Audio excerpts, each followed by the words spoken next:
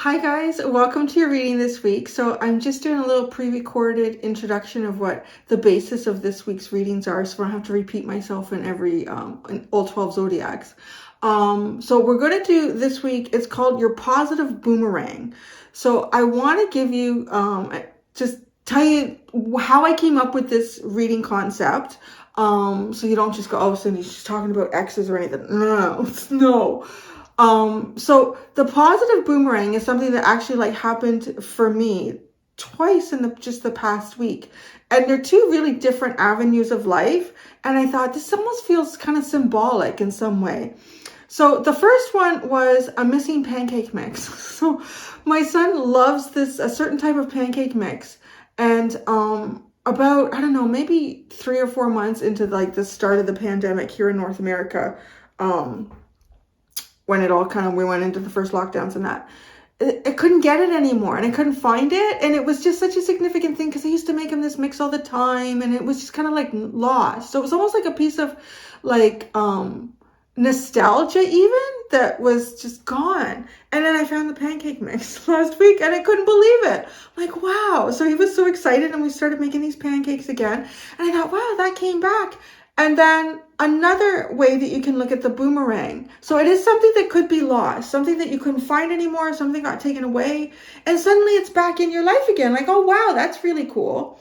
So the other way the boomerang can come through is, actually, it's funny, it's also something to do with my son. So maybe about, again, 3, 4, maybe 5 months into the pandemic, it was just after, at least here where I am in Canada, you couldn't even get into the dentists. But then they opened it up for a little bit if you had emergencies, and he had a cavity that was actually forming in his tooth for 3 or 4 months or whatever. And it was a horrible experience actually at a child's dentist of all places, where they tried to force his mouth closed with the thing in it. It was horrible. It was really horrible. It traumatized both him and I. I stopped going there, but it caused for him a fear of going to the dentist, and totally reasonable fear to have after what he'd been through. And he was starting to choke, and it was terrible what they did. And anyways, so I actually started taking him to my dentist, and I explained to them everything that he had been through. We need to build some trust here. So they've been doing that with him for the last couple of years, and it's been going really well. And so he hasn't had a dental x-ray in 2.5 years because he couldn't handle the thing in his mouth and he was terrified about his last experience with it. He got a dental x-ray last week and I was like, oh my God. It just was this overwhelming feeling of getting past this huge hurdle that I thought this is going to be a big thing because he needs to do these periodically, and I know he's going to need orthodontic work. It would get he would freak out if they were putting things in his mouth to clean his teeth. And so it's kind of it felt to me, wow, this is so symbolic, these two big things. The pancake mix, so big, Cindy, but it was, that have kind of come to a head or returned, or at least you feel you've surmounted the initial aspect of something that was kind of maybe very large in your life at the time. So that's the basis of the boomerang, the positive boomerang readings that I'm going to do this week. So I'm going to look at the area of your life that this could be about, what this symbolizes, what is the purpose too, and why is the boomerang taking place? What's going to be happening? What's the whole point of the boomerang taking place? It could just be to make pancakes again together, or it could be that now you don't have to worry so much about an event that occurred in the past. That's kind of finished. You've gotten through it. So that's what we're going to do with these readings this week, and that's what the boomerang is all about, guys. Hello, Gemini. Welcome to your reading with me, Cindy. So Gemini, we're going to get started on your positive boomerang reading. I'm going to use my Energy Oracle deck. I'm going to use my brand new version of the, I always remember what this is called. My first deck ever, and I always forget the name. Modern Spellcasters Tarot. And then I have another new deck, and it's teeny tiny, and it's just the, Witch's Tarot. I'm really having a lot of difficulty now. There's a bunch of planetary shifts, and I think they're affecting me in a big way. I know some of you are feeling great about them, but they're hitting me like a ton of bricks propelled by a giant cloud. So I'm working my bestest here. Saturn in Pisces. Saturn is in my 12th house with Mars and Venus and my moon and all sorts of shit. And it's just like, I feel it coming in. I don't sleep anymore. I just astral project and I wake up exhausted. So, and then I was reading something about Mercury's going into, well, there you go. Mercury's going into Pisces too, or something like that, or the 12th house. I don't know. But I have strong Mercury energy too. So let's just see how this goes. There may be times where I just can't use my mouth effectively. So you just read my mind during this reading, Gemini. You do that for me, okay? So I'm going to look at the area of your life that this positive boomerang, okay, is in about. What this is where it gets interesting. What is the symbolism of the boomerang, the positive boomerang, which is a little bit like, it's a little bit less grounded than the rest of the reading because it's symbolism. And then why is the positive boomerang taking place? You know, so like, what's up with this? So let's get started, Gem.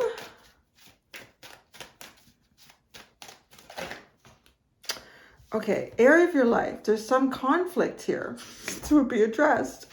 This is the area of your life that the positive boomerang is about. Something that maybe that you protect yourself from, something that you are unsure of, something that ended off on the wrong foot, something. Now, it could be some sort of, it's like some sort of conflict from the past, but it becomes positive, right? Like that's what the focus is. What this symbolizes, strategy. So how you work through things.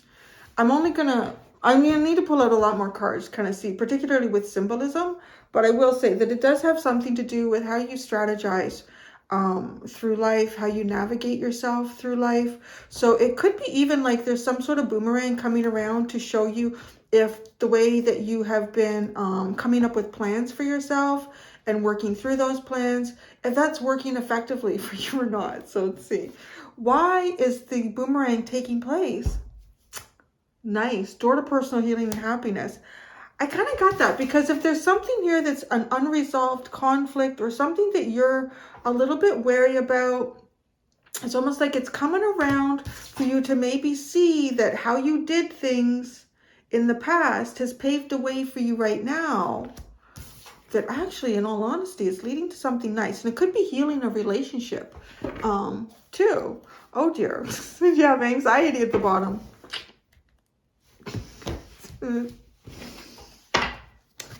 There it is. That reminds me of the Nine of Swords. And actually, it's a number 18, which is a 1 and an 8. Comes out to 9. And the Nine of Swords is Gemini energy. I think it's 8, 9, and 10. There you go. Isn't that nice? They gave you all the best tarot cards. 8 of Swords. Trapped in my mind. I can't do it. 9 of Swords. Everything my mind tells me is wrong. But I believe it anyways. 10 of Swords. Oh, my mind. Me and we're done. Okay. And astrologically placements. Yes, those are. I can remember. I learned that in one of my astrology books. I don't remember. There's placements that go with that with you. Okay, so area of your life, what this symbolizes. Why is the boomerang taking place?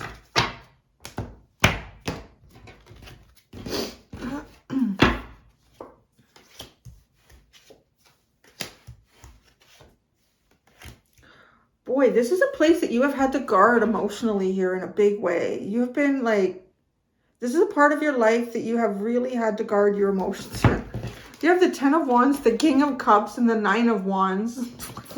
Hostility, like, this is an area that is at a delicate emotional spot for you. So it's coming around, but it's coming around to be resolved.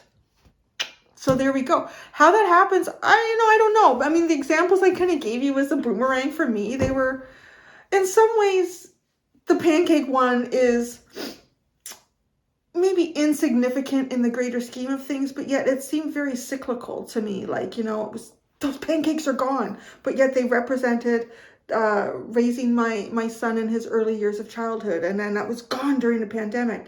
Now it's back, and it's like we're reliving it, and it's yeah, you know. But then the other thing, which I feel is a bit like this, with the whole dental experience that we went through, I feel is a bit like this. Like, it's almost like something that felt very uncomfortable that happened to you, and in that discomfort, you had to like bind up your feelings here, guard them. And the weight of doing that, it's exhausting, right? Like, that's kind of what that feels like.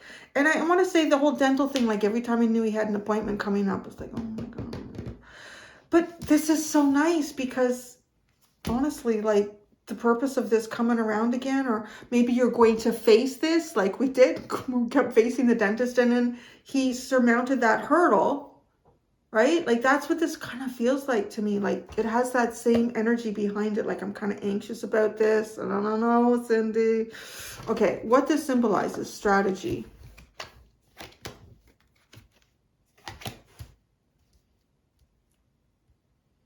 Well, that's interesting. Okay. The door.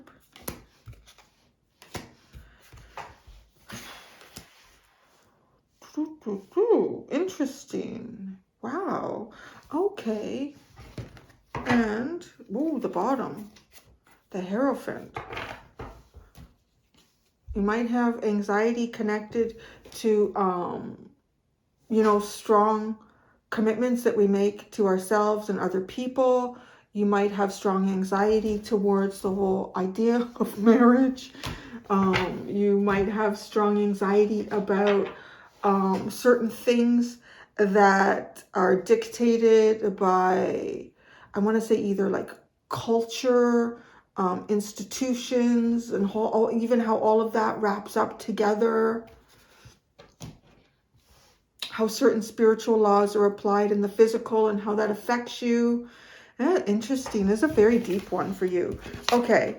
Not that you guys don't get, you do often. What this symbolizes, you have, right, strategy, you have the Star, the Hangman, and the Five of Cups. So I feel like the symbolism here too is that sometimes when we're working on things and we're working through things, we don't necessarily always, the outcome is not what we try. Like, there's two ways it's coming through. The outcome that you're trying to produce, even if you do A, B, C, X, Y, and Z, like you do it in the right order, you do everything, because we're talking about strategy. And it doesn't matter how hard you may try to do everything. I did everything the way I should have done it, Cindy. And it just does not end up the way you hoped. Like, it's, you know, it ends up, you're disappointed here. This is just not how that should have worked out. And then there are other times where I feel like we are guided to do things that we don't understand at all. We've got no experience in it. Like, there's something here about kind of learning as you go, like and taking your steps, following what you need to do for yourself at any given time. And it might not make sense. You might feel held back at times, and you might be just trying to understand the world in a greater sense here in the universe and how you fit into that, because I thought I had it all understood, and I don't understand shit right now, right? Like, so sometimes the plan doesn't even make sense. You don't even know what you're doing or why you're doing or how you're fumbling forward. And I think, though, with the five, this almost feels like, and that doesn't feel good either. Sometimes it's what happens to you on the way there, I think. And that's interesting because you do have this here.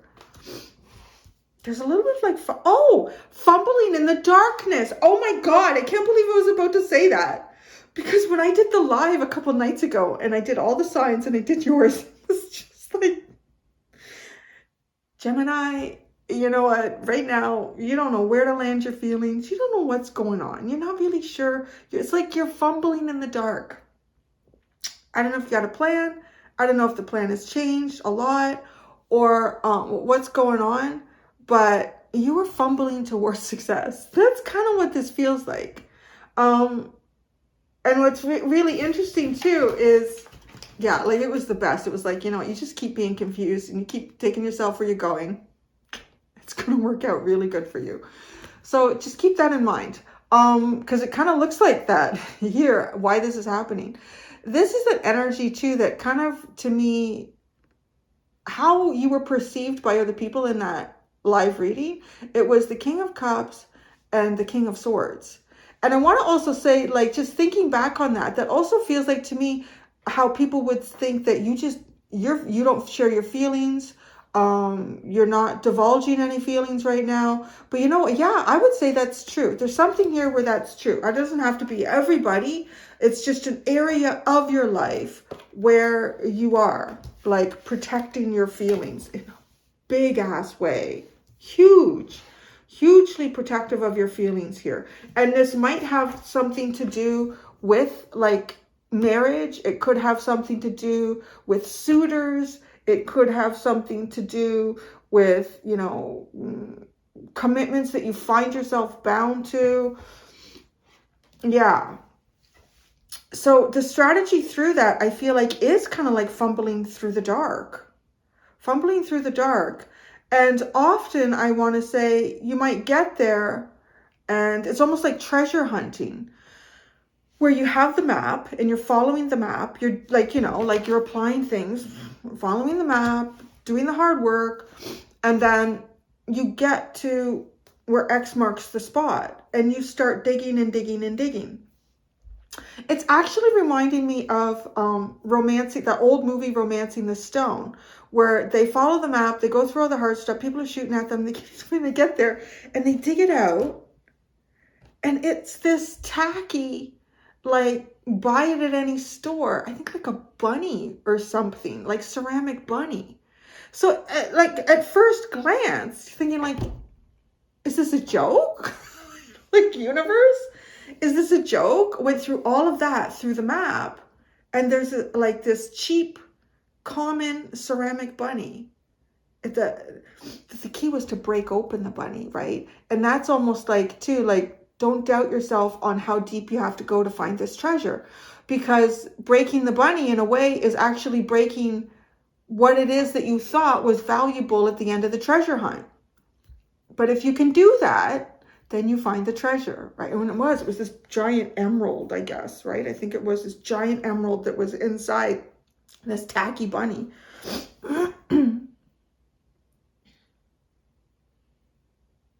Actually, it's funny that I say that, emerald.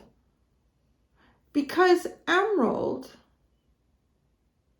is that not the birthstone for May? And obviously you would share that with Taurus, or is that Taurus? How does that, I'm trying to remember. No, I think that's May. Yeah. Yeah, because I'm just trying to think how that works. Because I am an Aries, but I'm April and mine is Diamond. And my mom is an Aries, but she is March. And hers is, I don't remember what that is. So mine's, I don't remember I'm an Aries. That's how, you know, selfish I am. But no, I'm remembering. Anyways, I'm sure. Yeah, that's fascinating. Actually, the symbolism of that is quite interesting. And I know that there's going to be some of you that are June Geminis too. But so I don't know how that applies. But anyways, I think it's just, but that's the birth. May is the month that Gemini is birthed into. So that's fascinating. You know, and just how we've talked about that, the symbolism of cracking that open, what you thought the real prize was. It's actually, you have to break that down and open to find the real prize. And it's like your birthstone. So why is the boomerang taking place? Door to personal healing and happiness. Look at this. And she's covered in an emerald color here. The Queen of Pentacles. Followed by, there it is, your confusion, which is how you really were in the extended. Which is like walking through the dark. I don't know. Judgment. A new beginning. You're walking in the right place here. You're going in the right way. You're doing, yeah, it's good. This is because, so why this is going to take place. It has something, I don't know, might have something to do with a person, like, or it might have something to do with an environment or a situation that you've been in before, and this has caused you to like emotions, honey, in that vault. Oh my God. I was about to say in that vault buried in the ground. What are we talking about with the emerald and with romancing the stone? Because there's a rebirth here for you. There's a new beginning. There's like an awakening into a new cycle. And isn't that fascinating? So your emotions, something has happened which has caused your emotions to be locked up and guarded. But this is a very heavy thing to do. It's not natural for you to do this in this capacity, in these types of relationships or dynamic or whatever it is for you. It's weighted. It becomes tiring to do this. But the symbolism of, there's so much symbolism in yours. It's overrun with symbolism, actually, because these emotions have been the treasure that you seek. But you have to crack them open to find you inside. Your rebirth, right? And May is the month that births Gemini. It was an emerald. So there might be like a very, I want to say profound rebirth in your emotions, perhaps in May. Sooner, I don't know. I'm just guessing. Okay. That. Now I have the Eddie Grant song. I think it was Eddie Grant. Romancing the storm, never leaving your port alone. Every night, every day. That's really old. I'm dating myself, but anyway. I didn't even try. This morning I was so tired. I didn't even try to look good for the camera. I was like, that's how I am today. Take it or leave it.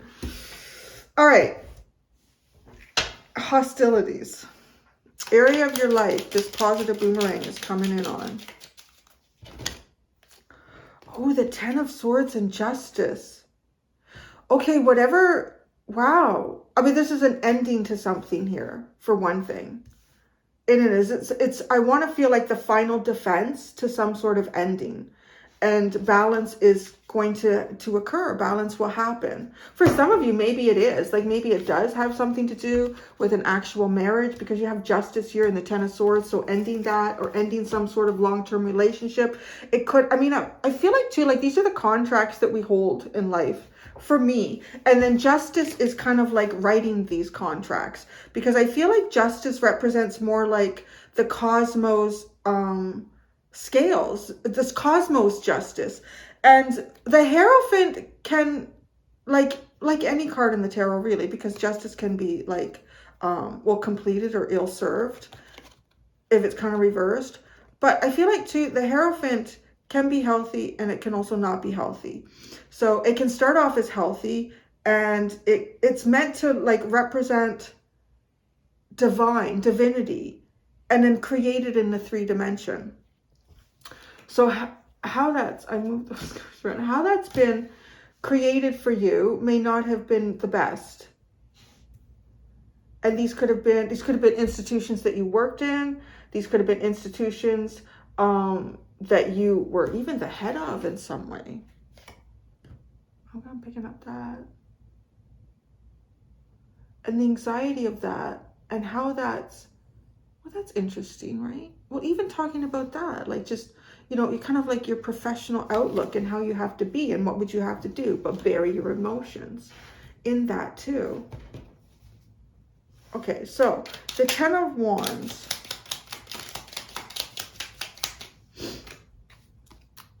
Wow, the Strength card.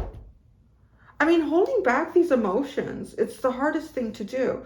I don't know if there's like an anger that needs to be released. A deep passion for love. I mean, but there's something here that's just been held back. The King of, what is this? Oh, the Hermit. When did he come out? I didn't see that. But he's here. So the Hermit, as I'm saying that, right? Like just containing it, just yourself, but looking at it and understanding all of those feelings and emotions with the Hermit. I want to say there's something here about discovering feelings and emotions that perhaps were locked away for so long. You didn't even know they were there. And it could be some things that you were taught even, right?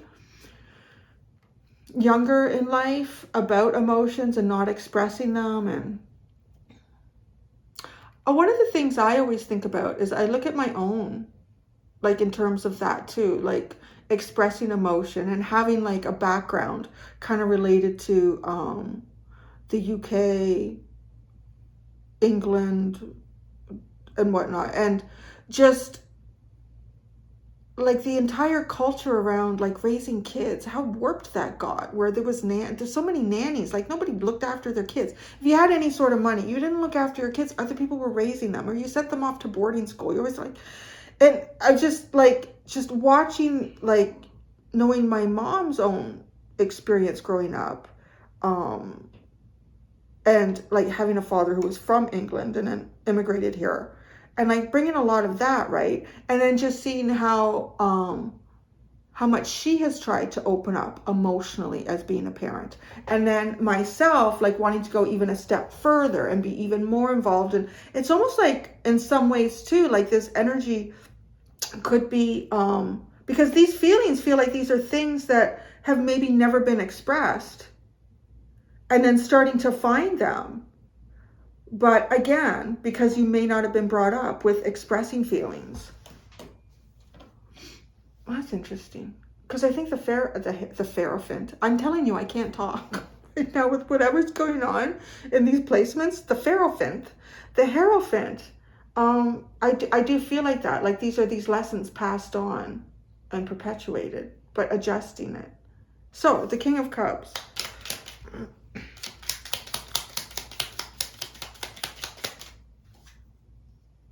The Six of Pentacles. Wow. Look at this card. Okay, I find the artwork. I should get the large version of this deck because it's fascinating me, the artwork in this. So, and it is just the Witch's Tarot, it's called.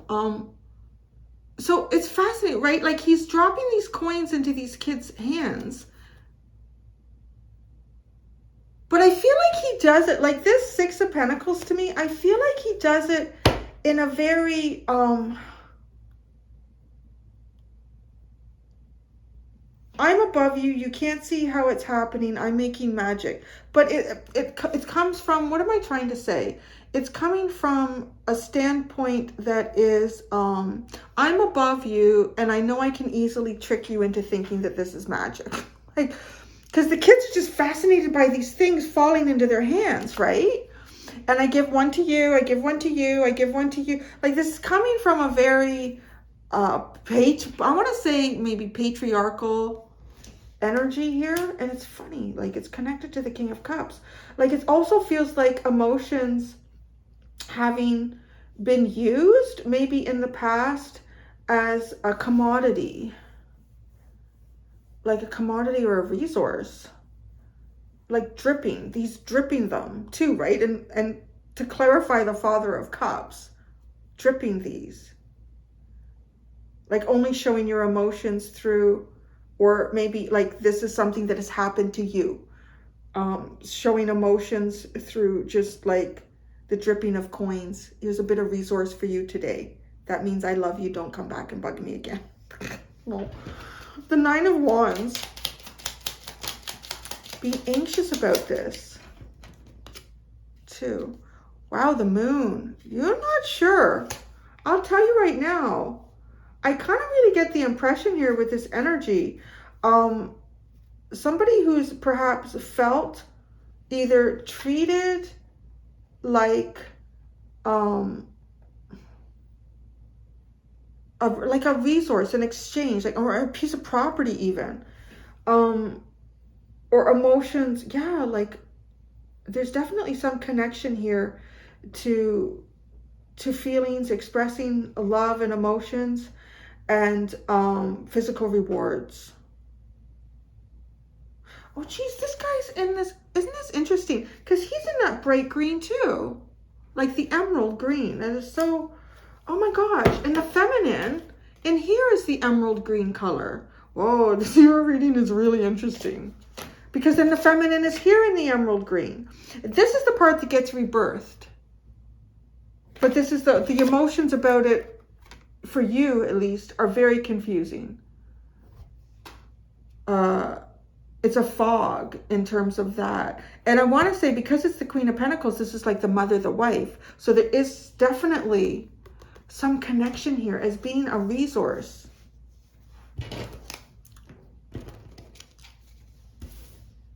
All right, the symbolism. It's already pretty deep. Strategy.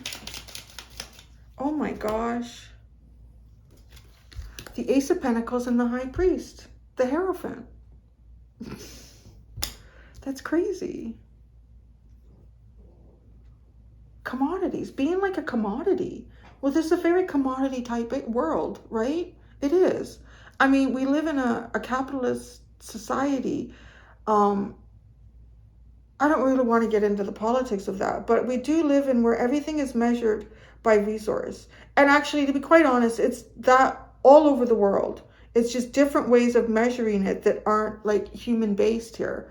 And it, like, the foundation of it is logical in a sense when small societies start communicating with societies outside of them, and the society that you live in really values grain because of where you are. The society that you want to trade with really values fish. They live on the coast, or they value things that they can use to catch fish, or your society values things that you can use to harvest grain. Oh, they have no interest in the things that you use to harvest grain because they don't grow grain. Well, they might like some of your grain though. But so you start trading grain and fish. But at some point, you know, is one thing more valuable than the other? And that's where we're like having, like, okay, we all agree that gold is valuable. So one nugget of gold is worth 3 loaves of bread and 1 fish, right? So that, I mean, that's how it started. It just gets more and more complicated as we go. So that's interesting. All right, star.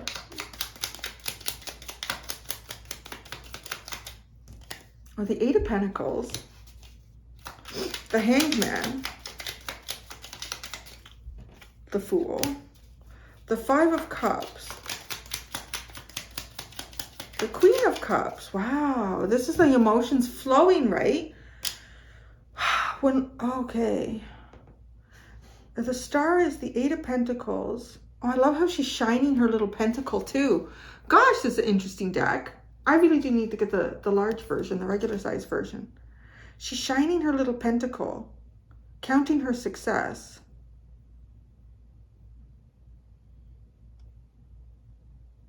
But that's the conundrum too, because we live in a world that's based on these pentacles. You know, how are they used?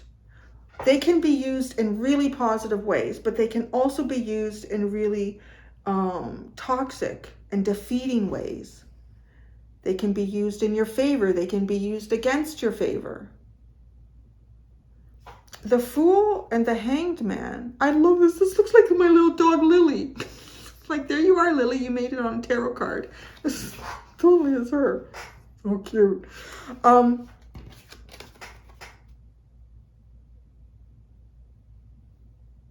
Wow, this is interesting because I'm looking at these and I'm thinking this is Pisces and this is Aquarius.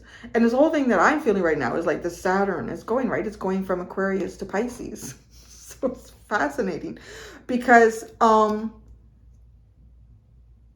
in some ways that even feels like, this almost feels the reverse of that though, which is interesting. It almost feels like being released from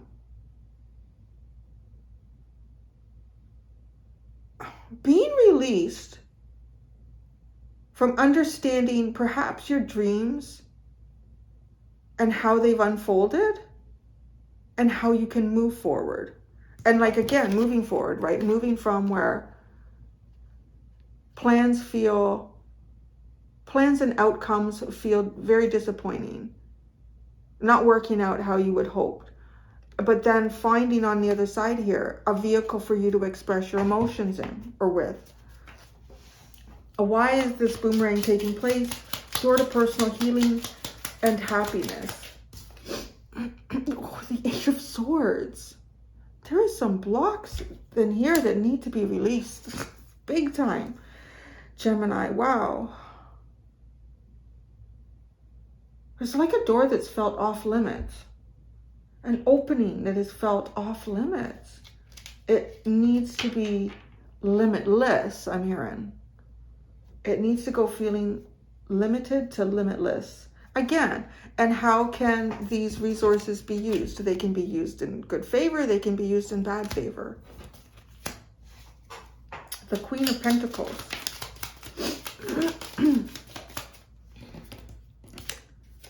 The Four of Pentacles.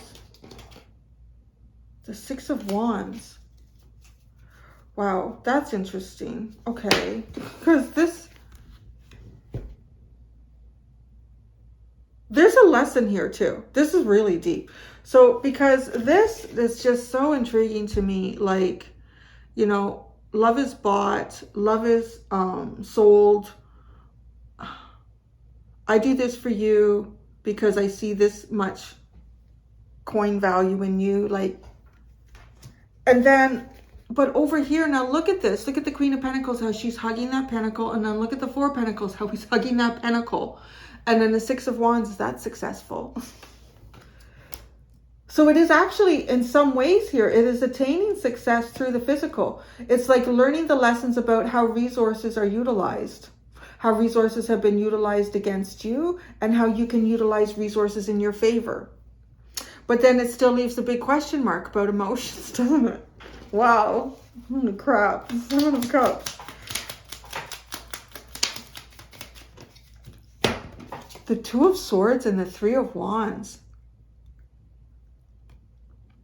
This just kind of feels like there is no plan forward. It's almost like some sort of understanding that there is no plan forward for your emotions. Like to go and seek what is truly yours emotionally. That's something that is not governed by pentacles. That is something that you need to discover within yourself and in connection with the universe. Indecisive and wait and see what happens. That's interesting. So I feel like there is something well, because you have judgment, something coming in for you emotionally here. And so because this is a boomerang, this is has to do with relationships for you. I want to say serious relationships, like long-term relationships, relationships that you may sign contracts to. And I'm going to say, I feel like you've gone through relationships where you understand the monetary aspect of them. And now your rebirth is going into relationships where you learn about the emotional healing in relationships. I guess it doesn't matter. The Ace of Swords, the Eight of Wands, and the Five of Swords.